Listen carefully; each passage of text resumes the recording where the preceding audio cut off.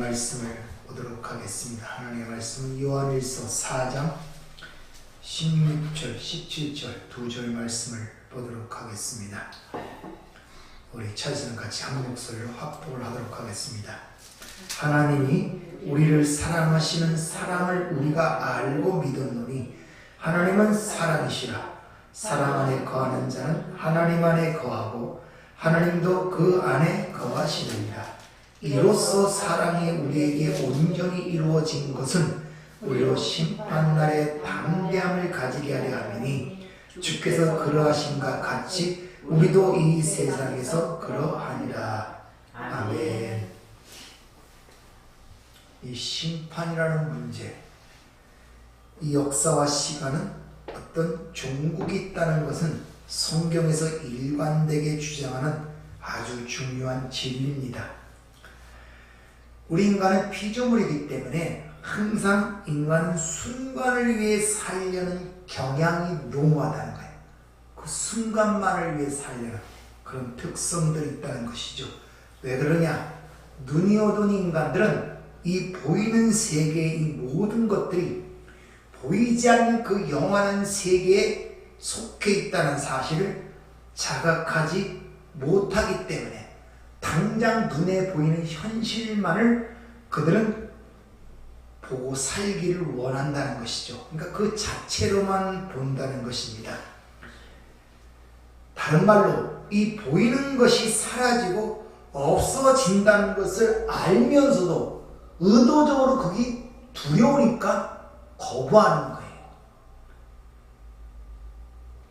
알잖아. 이 세상은 보이는 것들이 자꾸 변해가고 사라져간다는 것. 그럼에도 불구하고 의도적으로 자꾸 스스로 거부를 해. 왜? 불안하고 두려우니까. 그래서 그것이 사라지고 소멸돼 간다는 것을 자꾸 싫어합니다. 그래서 자꾸 과거에 집착하게 되고 붙들게 된단 말이에요. 이 세상에서는 다 물이라는 것은 지하에서 솟아나오지만 그게 결국 도달하는 지점이 어디입니까? 바다예요, 바다. 모든 물은 바다로 흘러 들어가게 되어 있습니다. 그러니까 물은 근원에서부터 나올 때부터 이미 바다라는 곳으로 향하도록 목표가 정해져 있다는 것입니다. 마찬가지로 우리 이생의 삶을 살기 위해서 이 땅에 모든 사람이 태어나지만 목적지는 죽음을 향해 가고 있다는 것입니다. 그래서 우리는 태어날 때부터 살기 위해 태어나지만 우리 안에 사망이라는 씨앗을 갖고 태어나서 결국 그 사망이 우리 삶 전체를 집어삼킨단 말이에요.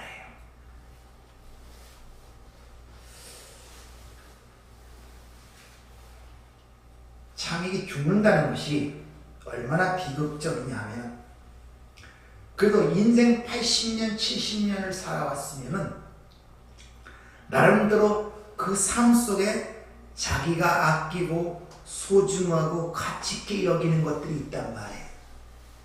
그렇죠? 근데 그 사람이 딱 돌아가면 자식에겐 그것들이 아무 소용이 없어요. 그 애지중지 입었던 값싼 옷들은 그냥 쓰레기통에 버려지기 바쁘고 그렇게 닦고 반들박이 했던 가구들은 오히려 돈을 붙여 버려야 할 애증물로 남습니다. 죽는 순간에 여러분이 소중하게 생각하고 아끼고 가치 있게 여겼던 것들이 후대에는 불편한 짐으로 남게 되고 다 폐기물로 처분돼요.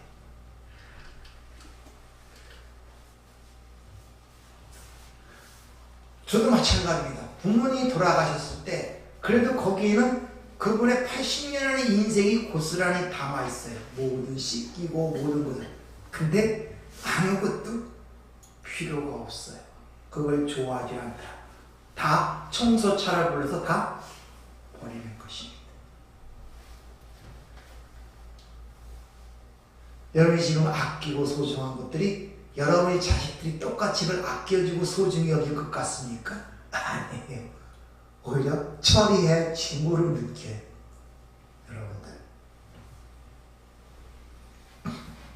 이와 같이 인간이 태어날 때부터 사망에는 씨를 갖고 태어나서 결국 그 사망에 의하여 모든 것이 삼켜지기 때문에 사망이 왕노릇한다는 말로 성경에서 우리에게 설명해 주고 있단 말입니다.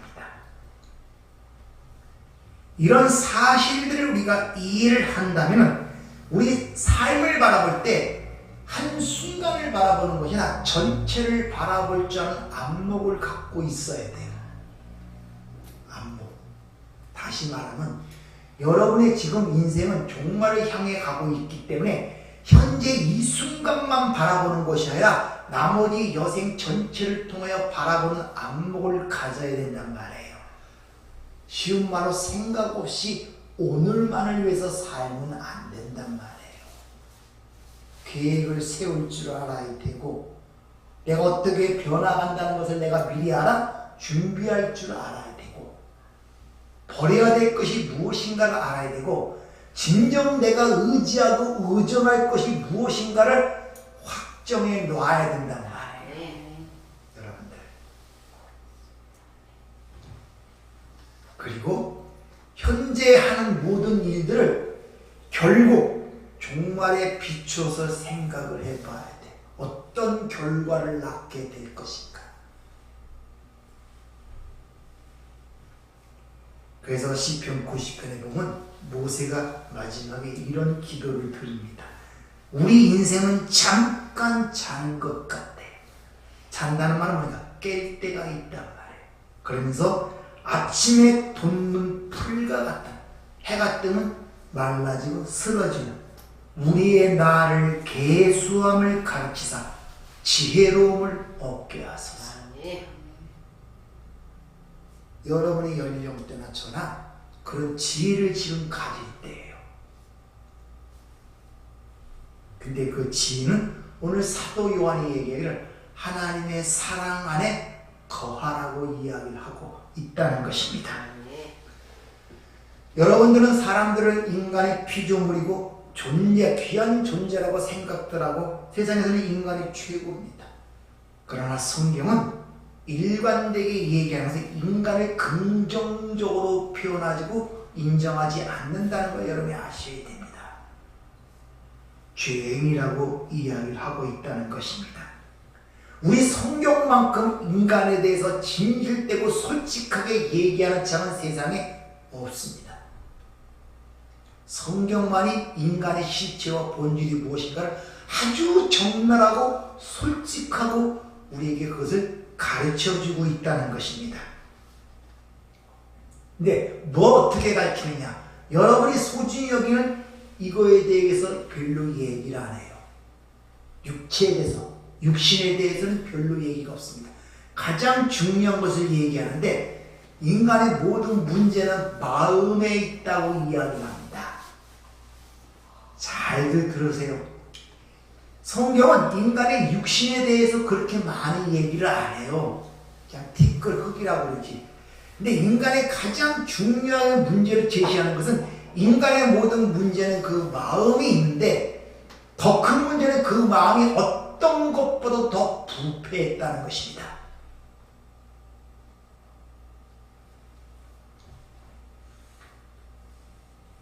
이 말은 인간은 본성적으로 사랑할 수 있는 존재가 아니라는 것을 우리에게 일러주고 있는 거예요.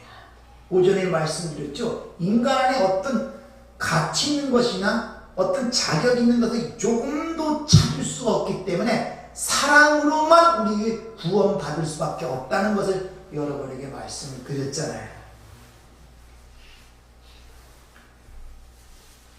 그러나 그리스도인들에게 왜 사랑을 하느냐? 우리는 그 사랑이 우리 안에 있기 때문에 그렇다는 것입니다. 있기 때문에. 여러분, 지식적으로 아는 것과 영혼 속에서 생생하게 체험하는 것은 하늘과 땅 차이입니다. 그래서 기독교는 경험이 중요한 거예요. 진짜 하나님의 사랑을 생생하게 영혼 속에서 감지하고 느낀 자와 그냥 지식적으로 하나님은 사랑이시다는 말을 아는 자와는 엄청난 차이가 벌어지는 거예요.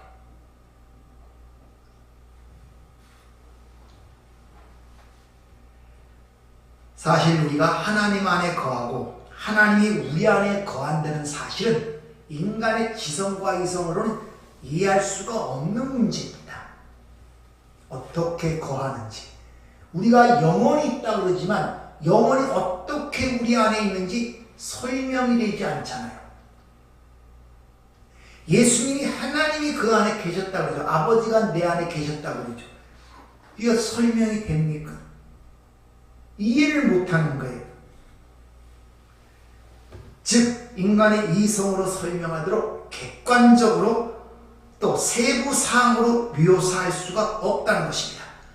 그러나 신약 성경의 일관된 가르침은 하나님이 우리 안에 거하시고 우리가 하나님 안에 거한다는 걸 계속적으로 부단히 우리에게 가르치고 있다는 것입니다. 그래서 하나님께서는 이적이라고 하죠. 기적과 이적적 방법으로 우리 안에 거하시면서 당신의 그 거룩한 사랑을 우리에게 가르치고 있단 말이에요. 뭐를 보내서? 성령을 통해서 그분이 누구인가를 이해시키고 우리에게 가르치고 있단 말이에요. 사도 요한이 그분과의 교제를 통하여 하나님은 사랑이시다. 하나님은 영이시다. 하나님은 빛이시라는 걸 감지하고 깨달아서 그걸 우리에게 지금 전하고 있단 말이에요. 근데 그 일은 성령이 하시는 일인데 그 성령이 뭐냐? 영이 뭐냐? 말씀이라고 했잖아요. 그래서 말씀을 살아있다 그러는 거예요. 자, 하나님이 우리 안에 거하신다. 우리가 하나님 안에 거한다는 말을 좀 다른 설명해서 다른 표현하면 하나님이 나의 집이란 말이에요. 집. 좀 세상으로 좀 표현하면 하나님이 나의 집. 여러분이 집을 갖고 계시죠? 집의 의미가 뭔가 한번 가만히 생각들 해보세요. 여러분이 가장 안식과 쉼을 누리고 시간을 보내는 곳이 집 아닙니까?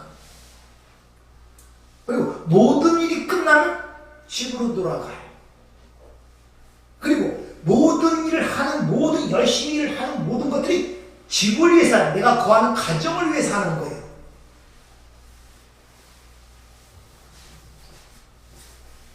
그러니까 우리가 하나님 안에 거한다는 것은 하나님이 우리 집인 것이고 우리가 진정한 쉼과 안식을 누리는 곳이고 내가 쉬는 곳이고 다시 말하면 내 인생관과 가치관 전체가 그분에게 집중되어 있다 이런 말이에요. 가정을 위해서 일을 하잖아요. 그 세상에서는 가족들을 위해 일하고 하는 것이 가장 큰 사랑이고 모든 영화나 그거에서 가장 큰 위험과 어려움을 이겨내는 동기가 뭡니까? 가족 사랑. 그래서 그런 것들이 감동적, 그 영혼들 보면 감동적으로 보이잖아요. 자식을 위해서 부모가 그 역경을 견디고 힘을 얻고 그 사랑한 그 자식을 위해서 그런 것들이 감동을 주는 겁니까? 그게 가족이고 그게 내 사는 집이기 때문에 그렇단 말입니다. 하나님이 내 안에 거하다 내가 하나님은 그 하나님이 나의 집된다는 의미가 그런 의미를 우리에게 전달하고 있단 말입니다. 내가 하나님에 거한다, 하나님이 내 안에 거한다는 어떤 특별하고 신기한 무슨 그런 것들이 아니라 그분 안에서 그분이 내가 쉴 곳이고 안식을 처할 곳이고 나의 인생관과 나의 생각과 모든 것이 그분에게 집중되고 그분에 의해 지배된다는 그 말과 동일한 의미를 전달하고 있단 말입니다.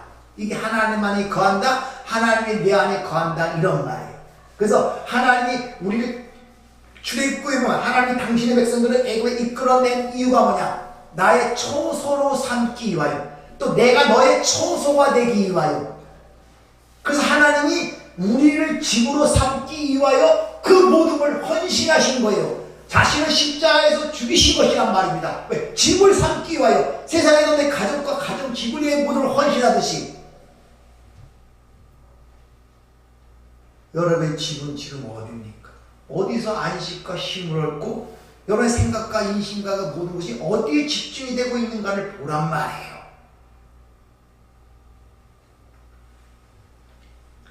이것을 사도 바울이 깨닫고 이제 사는 것이 내가 아니라 내 안에 그리스도가 사신 것이라 이런 고백이 나오는 거예요. 이런 고백이. 우리는 단지 구원을 오전에 말씀드린 것처럼 죄사함이라는 측면에서만 자꾸 생각하고 거기에 멈춰 있어요. 아니에요. 오전에 말씀드렸죠.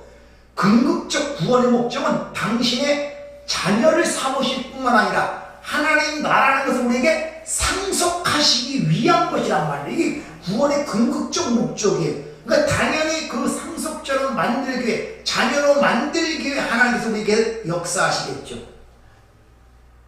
이런 측면에서 신앙생활을 바라봐야 되고 삶을 바라봐야 된다는 것입니다. 그래서 그 모델로 준 분이 예수 그리스도이기 때문에 맏형, 맏아들이라 그러는 거예요. 그 맏아들을 우리에게 닮게 하기 위하여 우리를 미리 정하시고 부르시고 의롭다 하시고 영원하게 하셨다고 로마서 8장에 얘기하고 있지 않습니까?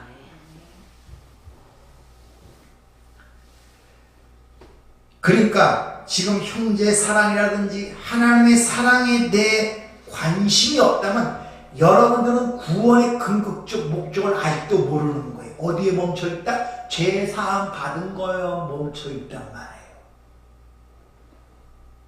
이게 얼마나 아깝습니까? 죄사함 받고 뭐요? 그걸로 끝나는 거예요? 아들이 돼야지. 그래야 그 유산을 물려받을 거 아닙니까?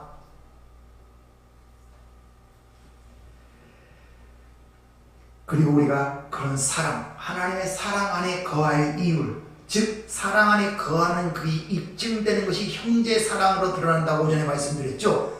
왜 그렇게 되냐? 심판날에 담대함을 얻기 위하여. 심판날에 담대함을 얻기 위하여 어떤 우리 업적이나 행위나 그런 걸 지금 따지고 있지 않습니다. 사랑 안에 거할 때만이 그 심판날에 담대함을 가질 수 있다고 사도 요한은 우리에게 일러주고 있다는 것입니다. 요한복음 5장 27절에 보면 마지막 날 심판의 주가 누구냐 하면은 주 예수 그리스도가 심판장임을 얘기합니다. 다 인자됨을 인하여 심판하는 권한을 내게 주셨다 이렇게 얘기하죠. 사도 바울 역시 사도행전 10장 42절을 보면 우리에게 명하사 백성에게 전도하되 하나님이 살아있는 자와 죽은 자의 재판장으로 정하신 자가 곧 이 사람인 것을 증언하게 하셨으니 마지막 심판날의 재판장, 심판자가 누구라고요? 예수 그리스도란 말이다. 따라서 이 시간의 끝과 역사의 마지막 온 인류가 심판하실 때의 재판관은 바로 하나님의 아들이신 예수 그리스도. 또한 우리가 아들이 되었다면 우리가 그때 세상을 심판하는 자로 있단 말입니다. 그래서 하더라도 너희가 세상을 심판하고 세상을 판단하겠거늘 어찌 믿지 않는 자들에 의하여 그들의 모든 판단을 맡기려 하느냐, 송사를 하려 하느냐, 이 안타까운 마음으로 고린도 교회에 편지를 써보내죠. 니들이 세상을 심판하고 세상을 판단하는 위치에 있어야 되는데 니들끼리 믿지 않는 자에게 송사를 맡겨 그들에 의하여 판단을 받으려 하느냐, 이렇게 얘기를 하고 있단 말입니다. 그러니까 너희가 땅에서 매면 하늘도 매일 것이요 땅에서 풀면 하늘도 풀릴 것이라고 얘기를 하죠. 하나님의 자녀, 하나님이라는 그런 것들이 우리에게 주어졌음에도 불구하고 그게 뭔지를 모르니까 그들의 판단에 의하여 매어가는 이런 상태가 되어버리는 거예요. 우리가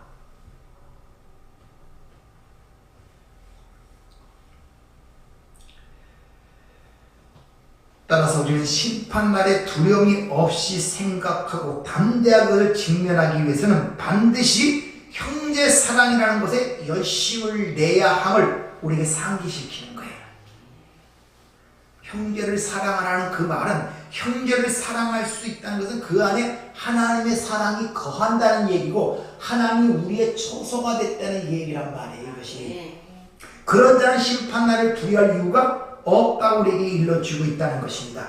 그래서 하나님이 나의 처소가 되고 내가 하나님의 처서 사랑이 온전히 거하는 그런 상태를 온전한 사랑이라고 해요. 어떤 행위가 아니라 그런 사실을 알고 내가 하나님 안에 거하고 형제 사랑을 통해 내가 하나님의 사랑 안에 거한다는 걸 입증하는 그런 사람을 온전한 사랑을 이루었다. 그 사랑이 두려움을 내어 쫓는다는 거예요.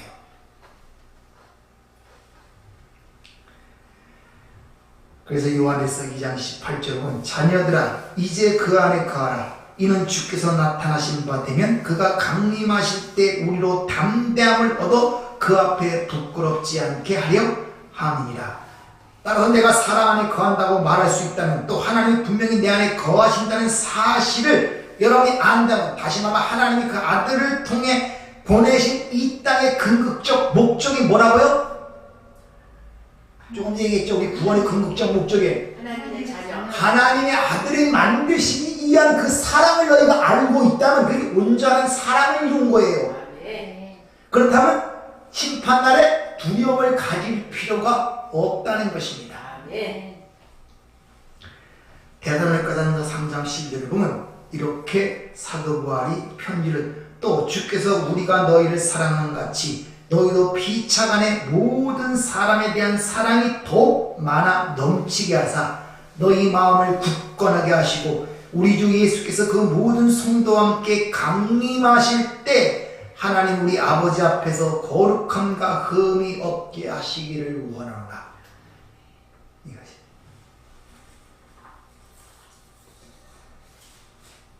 우리가 이 세상을 살아갈 때 세상이 두려운 이유가 다 거긴 하나님의 사랑 안에 거하지 못하니까 인간의 모든 두려움, 본인이 인정하든 안 하든 인간의 이 땅 걸 때부터 두려움을 갖고 와요. 창세기 3장 선악과를 먹고 제일 먼저 인간이 연습한 것이 두려움이었습니다.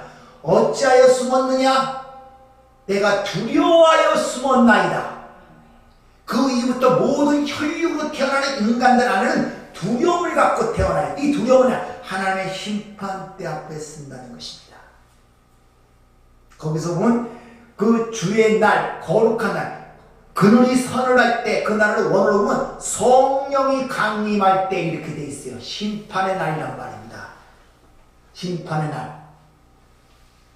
아담아 내가 어디 있느냐? 그랬더니 뭡니까? 대답을 하죠. 네가 왜 숨었느냐? 두려워하여 숨었나. 이게 심판이란 말이에요. 그래서 우리는 이 세상에 살면서 하나님이라는 사랑을 내 안에 갖고 있으면 오전에 말씀드렸죠. 만물이 너의 것이니라. 하나님이 이 세상을 만드신 것도 뭘 드러내기 위하여? 사랑을 드러내기 위하여. 왜? 사랑은 대상이 있어야 돼요. 대상이 없고 사랑하는 자기 사랑, 이게 죽을 병이란 말입니다.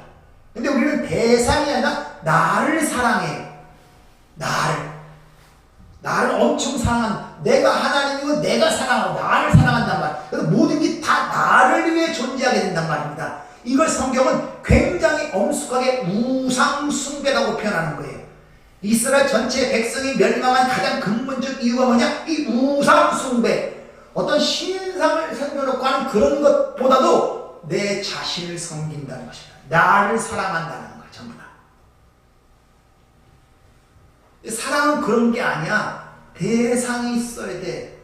그리고 거기에는 이 땅에서 희생을 통해서 보여주는데 바로 이것이 사랑이야. 십자가에서 보여준 거예요. 그것이 하나님의 사랑이 이렇게 나타났으니, 그리고 우리 안에 그 사랑을 주신 거예요.